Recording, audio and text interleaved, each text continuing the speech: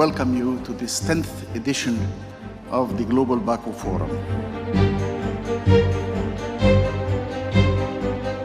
We meet in difficult times.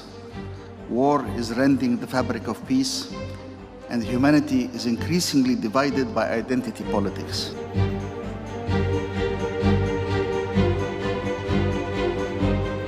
And so we meet here in the Global Baku Forum, where we mobilize the experience, the expertise, and even more so, the wisdom of all our participants. Valuable ideas and recommendations of our guests will help to plan our future, will be good recommendations to the governments, to world leaders. We will try to contribute to make our world more safe and secure. Wish you interesting discussions. Thank you for your attention. We will be discussing, among other topics, the situation about how wars can be avoided, how they can be stopped, how we can overcome the damages, the devastation that is wrought by war. And here we have an ongoing case by the invasion of Ukraine, but others elsewhere in the world. There are also conflicts raging that need to be solved at some point. Now declare the 10th Global Baku Forum open for discussion and debate. Welcome to the 10th Global Baku Forum, the world of today, challenges and hopes. Дуже багатьох, безумовно, правдиво цікавить, як закінчиться, очевидно, нашою перемогою. No to aggression. No to occupation. No to enslavement. No to any of the issues that downgrade the values of humanity. Everybody is here to make it a more just and peaceful world. Slava Ukraini. Slava justice. Every conflict has its own history, has its own dynamics, and has its own end. But important is that disputes between countries are resolved on the basis of international law. Territorial integrity and sovereignty cannot be changed by force. This is the position of Azerbaijan, and this position applies not only to our case, but to all conflicts in the world, and we publicly articulate this position.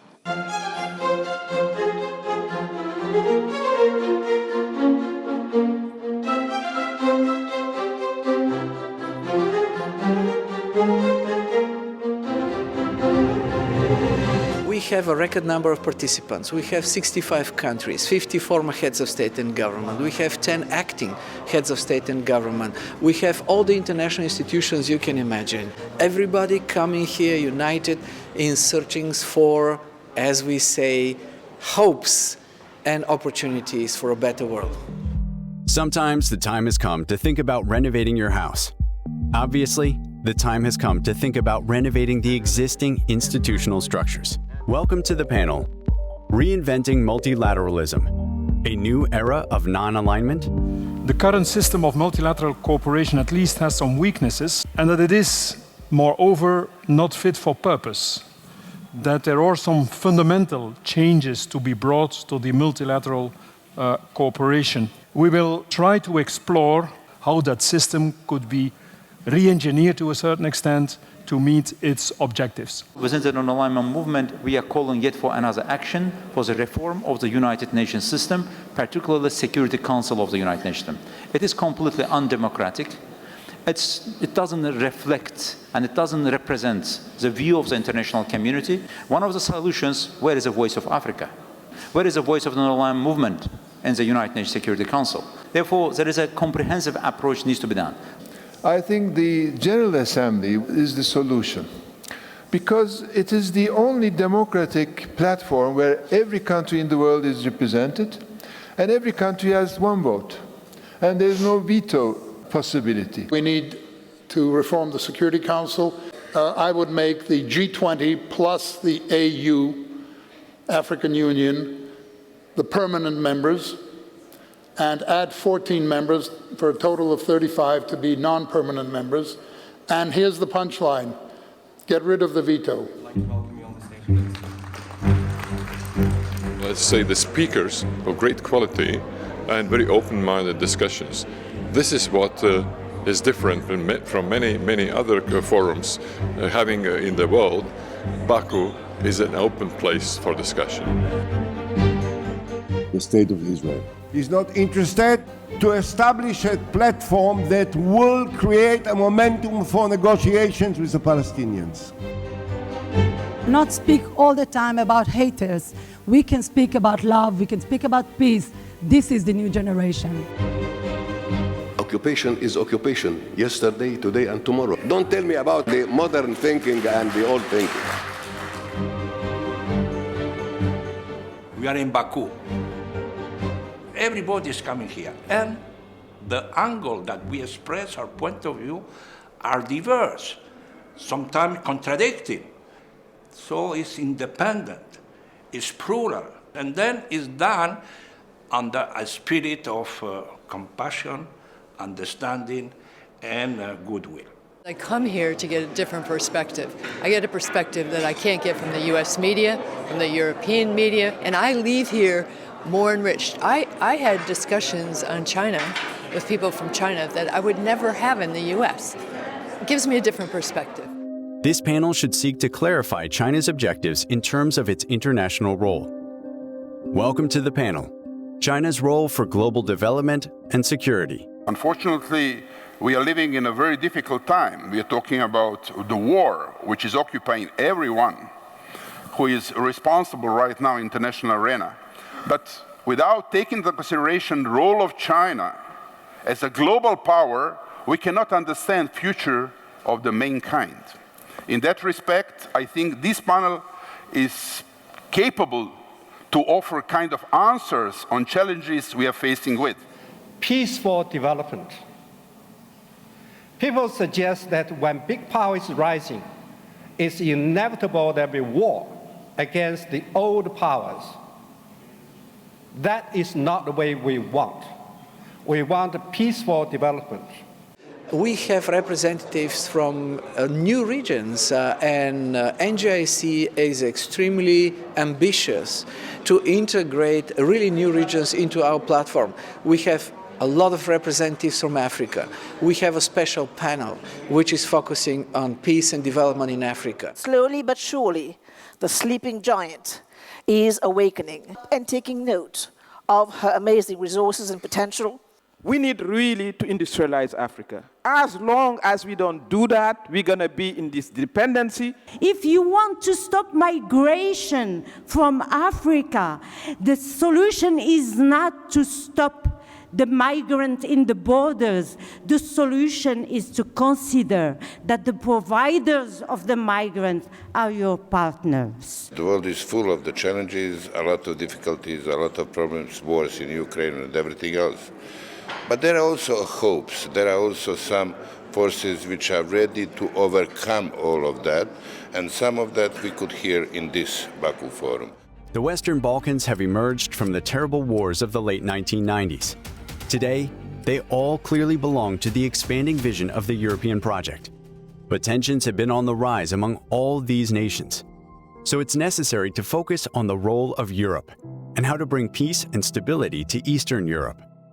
Welcome to the panel, Western Balkans in the EU context.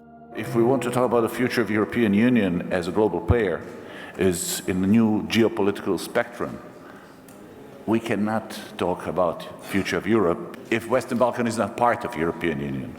Because this is a natural part of the EU. This isn't Europe's backyard or even front yard. This is a natural part that will ultimately connect parts of the European Union where this region is currently in between. We are always discussing the challenges of that moment where we are living, and the good thing is that we have different opinions and we are stacking in some of the moment to discuss them up to a certain vision how to solve them. There is a need that they should sit together and talk and learn from each other. If we don't talk, we cannot learn, and we have to have the patience to listen And here's the place in Baku that people sit and listen to others, and that listening will help in making this world a better place. Let me underline that this is a perfect place for me to share and to get. Now we have possibility to have more perspectives from the different parts of the world and to get more ideas from different regions on maybe the same issues. We get opportunity to have a sort of a three-dimension slice on each of the issues that we are discussing.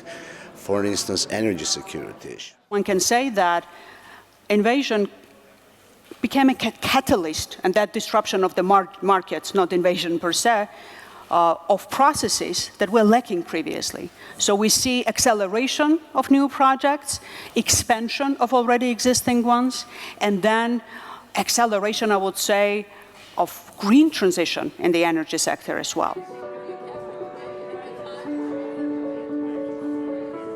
I am especially happy with the Young Global Leaders Forum that is here. Every year, we bring together amazing young people. When we think that we will be impacted by Baku for 1 or 2 decades, they will be impacted by everything they see and learn here for 5 decades, and will go out into the world and try to change the world with what they've learned here in Baku. The Global Baku Forum and NGIC stands for solutions of the pressing problems of the world based on dialogue, tolerance, and understanding.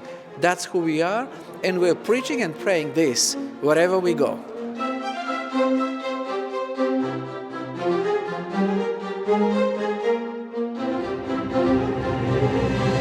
Your Excellencies, thank you so much for joining us. It's a great honor and a privilege for us as a Secretariat to be able to host our 10th Global Baku Forum, and which is a magnificent, 10 years ago, when we started under auspices of Madam President Vaidevika Freiberger and Dr. Ismail Sregeldin, a small initiative which turned out to be a grandiose initiative, and where we are hosting so many activities. The winners of this year's 2 Nizami Ganjavi International Center prizes. I call upon His Excellency Jose Ramos Horta. This is my first time participating in the Baku Forum. I hope to continue, particularly to learn more than to speak, but whenever possible to share the experiences. The second prize that Nizami Ganjavi International Center is bestowing this year goes to a whole nation, to the people of Ukraine.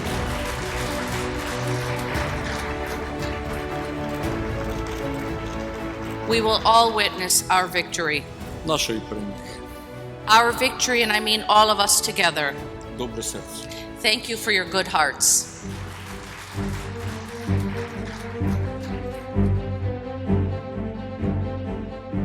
I'm happy to be tonight among you and glad we are joined together at the finalization of this forum that approaches the global condition through opportunities rather than hardship.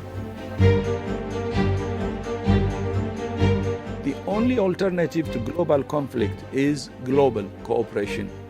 In a world confronted with multiple overlapping crises, we need to forge a new level of international cooperation and coordinated action. I wish to strengthen democracy, rule of law as the basis for a resilient society, and of course, international law as the basis of world peace. 这是一次内容丰富、高水平的论坛，向与会的全体嘉宾表示衷心感谢。 The 10th anniversary of the Baku Forum means 10 years of growth and development and extension of our outreach as an organization. It is my honor to be the one who will declare this 10th Baku Forum coming to a happy and successful end.